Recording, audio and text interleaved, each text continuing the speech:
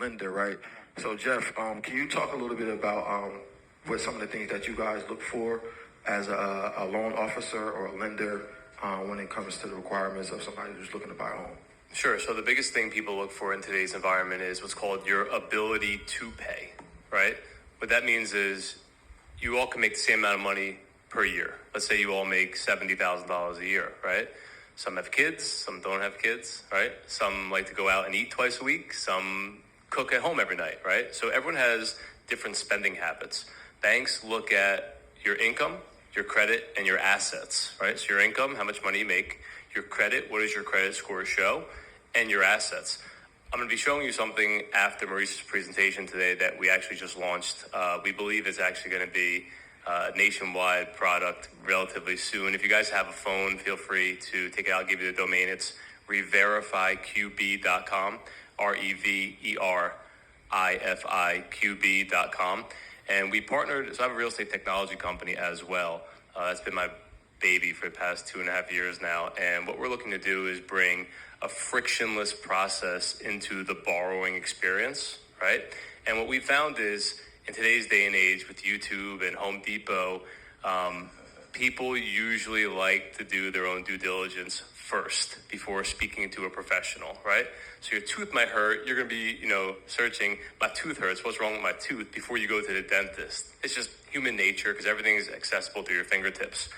What we've also unfortunately seen over the course of history is a very strong ethical issue with banks where they actually discriminate, right, based on credit scores. And unfortunately, based on statistics, minorities are discriminated against and are given higher rates based on having lower credit scores. But if you go to the fundamental issues of lack of financial education, lack of financial literacy, and real estate education, all of those things culminate to the banks having a stance of why they're able to give somebody a higher credit score. My argument's always been, well, just because someone's credit score is 500 doesn't make them a bad person, right? Something may have happened in their life that caused their credit score to drop. So what the reverifiQB is, it stands for Reverify Qualified Borrower. We partnered with a company out of Athens, Georgia, where they created a 1,000 algorithm system where discrimination is not allowed. And here's why. You go to reverifiQB.com, you put in all your credentials, right? And this is actually just a leading headline this week with Fannie Mae and Freddie Mac. And we were way ahead of this curve, and we knew that their decision was going to be this. Where when you punch in all your information, we don't ask whether you're white, black, yellow, pink, purple, right?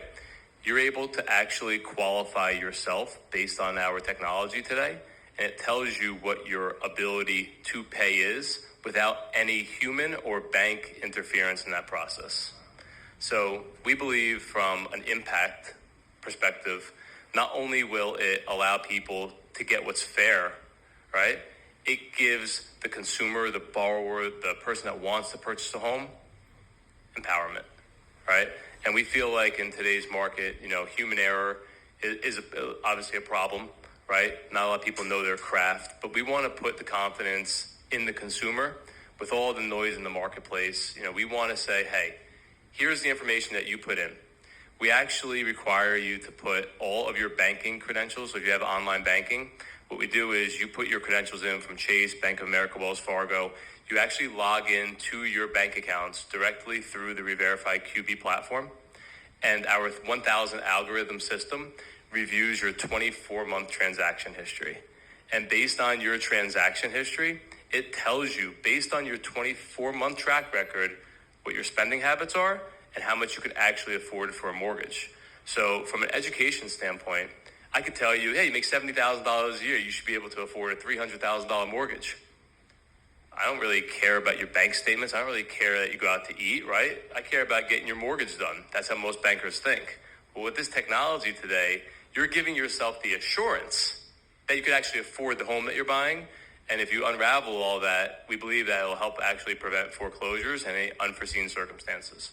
So back to Jerome's initial question, we've developed technology to allow the consumer to be empowered, to not have to rely on a bank or a lender or a loan officer to give you that preliminary screening up front.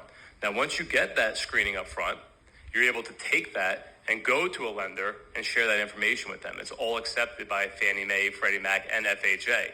So now you take that, what you have proven you can afford, you hand it to your banker that you want to deal with, your loan officer, and then compare what they tell you you can afford versus on what you could actually afford, and now you're making a more educated decision, and now you feel more confident in what you're able to move, go moving forward.